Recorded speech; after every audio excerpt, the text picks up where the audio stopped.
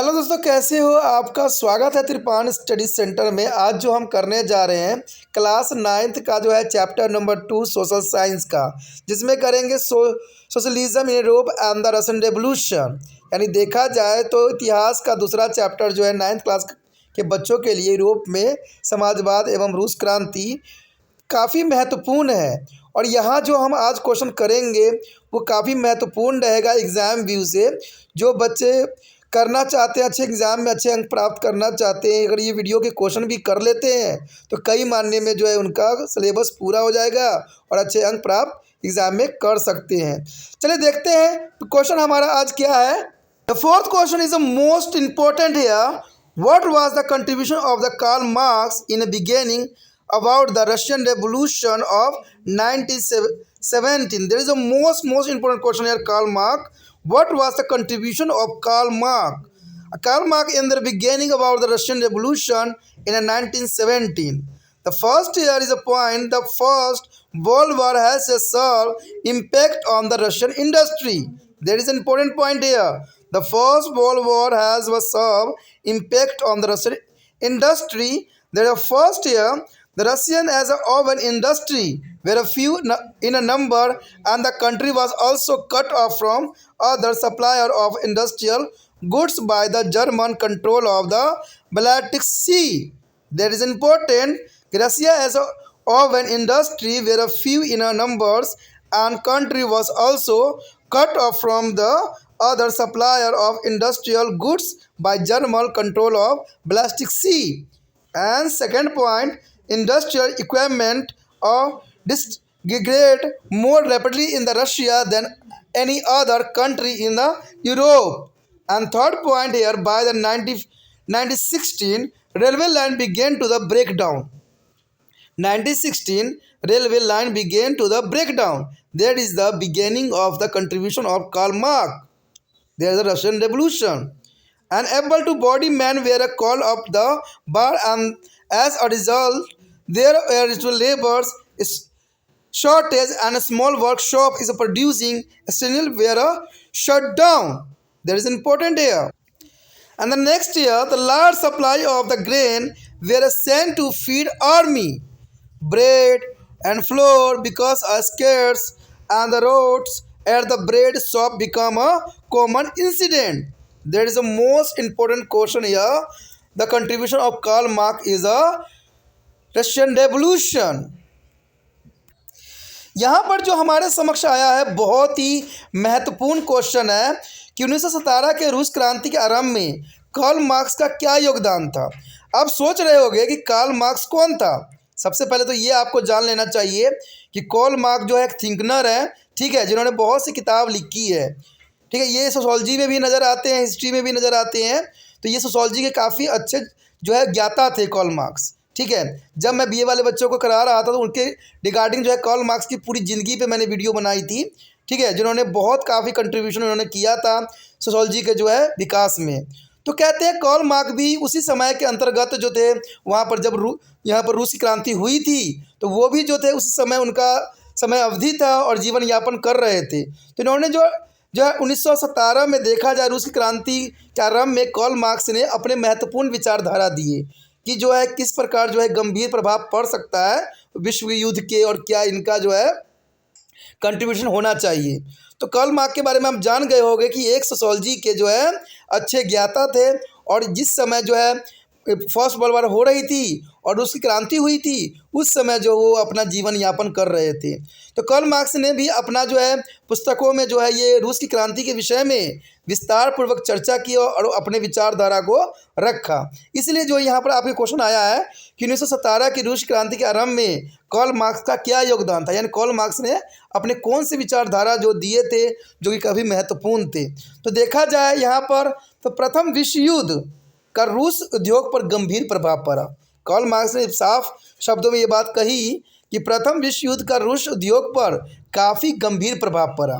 यानी पहले पॉइंट के अंतर्गत देखा जाए तो कार्ल मार्क्स ने बात कही थी कि रूस के अपने उद्योग संख्या में कम थे। देखिए, रूस के अपने उद्योग संख्याओं में बहुत कम थे और ब्लास्टिक समुद्र पर जो जर्मन नियंत्रण द्वारा देश को औद्योगिक वस्तुओं को अन्य आपूर्तिकर्ताओं से भी काट दिया गया था।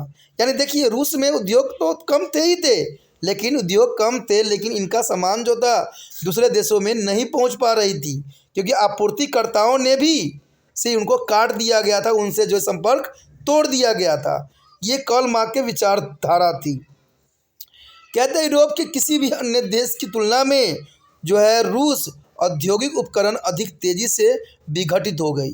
यानी देखा जाए तो यूरोप के किसी भी अन्य देशों की तुलना में रूस में औद्योगिक जो उपकरण थे वो विघटित हो गई। विघटित का मतलब होता है कम जाना। यानी देखा जाए तो इनके उपकरण जो थे बहुत तेज़ी से कम होते चले गए। ठीक है, ये था कार्ल मार्क्स का विचार। और उसने तीसरा विचार के अंतर्गत कार्ल मार्क्स ने कहा था कि 1916 तक रेलवे लाइन टूटने लगी है। यानी 1916 तक जो है रेलवे लाइन भी अपने जो है विघटित के रास्ते पे चल पड़ी है। तो ये कार्ल मार्क्स का विचार था। कहते हैं सक्षम पुरुषों को युद्ध के लिए बुलाया गया है और इसके परिणाम स्वरूप श्रमिकों की कमी हो गई है और आवश्यक उत्पन्न करने वाली छोटी जो है कार्यशाला बंद हो गए हैं। कार्ल मार्क्स ने साफ शब्दों में कहा कि जो यहाँ पर प्रथम विश्व युद्ध हो रहा है, इसकी वजह से जो सक्षम पुरुष थे उनको तो युद्ध में बुला लिया गया है। अब जो व्यक्ति कृषि कर रहे थे अब वो युद्ध में लड़ने जा रहे हैं। तो यहाँ पर जनरल सी बात है, श्रमिकों की कमी होगी ही होगी। ये कार्ल मार्क्स का विचारधारा था और जनरल बात भी है। अगर आपको शायद याद हो कि प्रथम विश्व युद्ध में कहते हैं बहुत अधिक अमाउंट में जो है लोगों को घर से निकाल के ले जाया गया। इवन तो कि किसानों को भी ले जाया गया युद्ध के आग में झोंकने के लिए। तो इस बात के लिए कार्ल मार्क्स बहुत दुखी थे और उन्होंने कहा था कि जो सक्षम पुरुष को जो है युद्ध में बुलाया गया है और जो है इसके परिणाम स्वरूप श्रम की कमी होती चली जा रही है। यहाँ पर जनरल सी बात है, अगर देखिए अगर पुरुष जो है जितने भी सक्षम पुरुष होंगे अगर युद्ध में चले जाएंगे तो जनरल सी बात है कि यहाँ श्रमिक की कमी हो जाना स्वाभाविक बात रहेगा। अगर श्रमिक कम हो जाएंगे तो बड़े बड़े छोटे छोटे कारखाने जो होंगे बेशक इसमें बंद हो जाएगा। अगर अगली बात विचारधारा देखें तो सेना को खिलाने के लिए बड़ी मात्रा में अनाज भेजा गया। रोटी आटा दुर्लभ हो गया और रोटी की दुकान पर जो है दंगे आम घटना हो गई। तो कार्ल मार्क्स जो थे बहुत ही इस घटना से परेशान थे। इस वजह से जो है उन्होंने अपना विचारधारा रखा कि सेना को खिलाने के लिए बड़ी मात्रा में जो था अनाज जो है हर देश हर राज्य से ले जाया जा रहा था। तो उस राज्य में जो थी भूखमरी की स्थिति पैदा हो गई। आम लोग जो थे 2 वक्त की रोटी भी उस समय नसीब नहीं हुआ करती थी, जो कि बहुत ही बड़ा विडंबना बन गया था। तो इस वजह से कार्ल मार्क्स ने विचारधारा दिया कि सेना को खिलाने के लिए बड़ी मात्रा में अनाज भेजा गया है और रोटी आटा दुर्लभ होते चले जा रहे हैं। यानी रोटी आटा मिल नहीं रही थी, लोग जो थे भूख से तड़प रहे थे। कहते हैं रोटी की दुकान हो या आटे की दुकान हो वहाँ पर दंगा फसाद आम हो गई थी। और दंगा फसाद होगी भी क्यों नहीं, क्योंकि जनरल सी बात है सारे के सारे भोजन जो है अगर सैनिकों के लिए जा रही थी तो यहाँ पर जो आम गरीब जनता बच्चे उनका क्या होना था। तो माँ बाप तो कहते हैं अपने बच्चों को 2 वक्त की रोटी खिलाने के लिए वो तो कहते हैं किसी से भी 2-4 हाथ करने को तैयार हो सकते हैं। और यही बात यहाँ पर भारत में भी देखने को मिला। जब इंदिरा गांधी के समय काल था, जब इमरजेंसी लगाई गई तो यहाँ पर इमरजेंसी भारत में लगाने का सबसे बड़ा कारण भी यही बना कि इंदिरा गांधी ने जो पाकिस्तान से सैनिक आ रखे थे उसमें जो है भरपूर सारे जो है भारत के खजाना जो है तहस नहस कर दिया। यानी उनके रख रखाव उनके सेटलमेंट पे लगा दिया, जिसकी वजह से यहाँ के नेता जो थे परेशान हो गए। यहाँ पर महंगाई बढ़ गई और लोग ने जो था यहाँ पर दंगे फसाद होने लगे। तब जाके जो है भारत में भी जो इंदिरा गांधी द्वारा जो है इमरजेंसी लगाई गई। दोस्तों समझ सकते हो कि युद्ध जो होती है किसी भी देश के लिए और किसी भी काल के लिए अच्छी नहीं होती है। कहते हैं जो देश जो है युद्ध करने के लिए अग्रसर हैं वो सदैव इस बात को ध्यान रखें कि युद्ध में जो है आम जनता की ही बर्बादी होती है, सरकार का कुछ नहीं जाता है। एक सरकार दूसरे सरकार की मतभेद के कारण जनता को भी जो है पीस लेती है, तो ये सही नहीं है।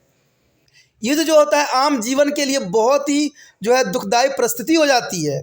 और इसके बाद आपने देखा होगा एनी फ्रैंक की स्टोरी भी देखी होगी, जहाँ पर जो है वहाँ पर देखा जाए तो एनी फ्रैंक ने जो है कई सालों तक जो है एक बंद रूम में अपना जीवन यापन किया और उसके बाद उसकी मृत्यु हो गई। जब उसने डायरी लिखी तो यंग गर्ल डायरी के नाम से प्रचलित हुआ, लोग बहुत काफ़ी प्रोत्साहित हुए। लेकिन हमें प्रोत्साहित नहीं होना है, हमें ऐसा स्थिति पैदा होने देना ही नहीं है। लेकिन देखा जाए तो बड़े बड़े लोगों का जो है महत्व सोच विचार ऐसे नहीं रहते हैं। तो कार्ल मार्क्स भी यही विचारधाराओं के साथ कह रहे थे कि ऐसा युद्ध नहीं होना चाहिए। युद्ध जो होती है किसी भी देश, समय, काल के लिए सही नहीं होता है। कहते हैं विचारों से अगर बात बन जाए तो युद्ध की जो है नौबत नहीं आती है। तो हर देश को यही एक प्रयत्न करना चाहिए कि अपने विचारधाराओं को रखें, दूसरे विचारधाराओं से अवगत हों और युद्ध की स्थिति कभी भी पैदा ना हो। युद्ध की स्थिति से जो होता है हमारा वातावरण तो प्रदूषित होती है, प्लस जो यहाँ पर जीव जंतु रहती है उनका भी विनाश हो जाता है, जो न कि पर्यावरण के लिए सही है न किसी आम जीवन के लिए सही है। दोस्तों अगर अच्छा लगा तो लाइक शेयर सब्सक्राइब जरूर करना। जितना हो सके इस वीडियो को दूसरे बच्चे तक पहुंचाने में आपने तिरपान सेंटर का हेल्प करना है। इसके लिए जितना हो सके व्हाट्सएप स्टेटस पे लगाइए, जितना हो सके इसको ग्रुप में शेयर कीजिए जिससे दूसरे बच्चे तक ये वीडियो पहुंच सके, वो भी जो है इस वीडियो से लाभान्वित हो सके। ठीक है, अगर पहली बार वीडियो देख रहे थे तो चैनल को सब्सक्राइब करके अपने मोबाइल में सेव कर लेना, तभी आपको जो है अगले वीडियो का नोटिफिकेशन प्राप्त हो सकेगा।